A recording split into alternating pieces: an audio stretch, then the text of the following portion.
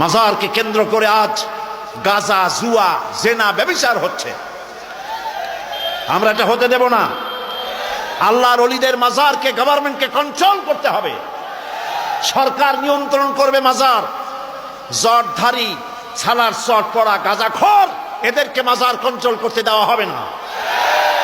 অর্থ স্টেট সব উদ্ধার করা হবে। সরকার নিজেই পুলিশ দিয়ে পাহারা দেবে মাজার।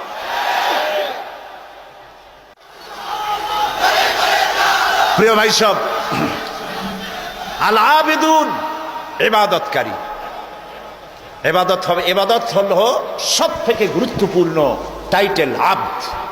আমরা সবাই আব্দ। আমরা সবাই কি আব্দ? মানে কি? গোলাম। বলেন আব্দ মানে কি? গোলাম।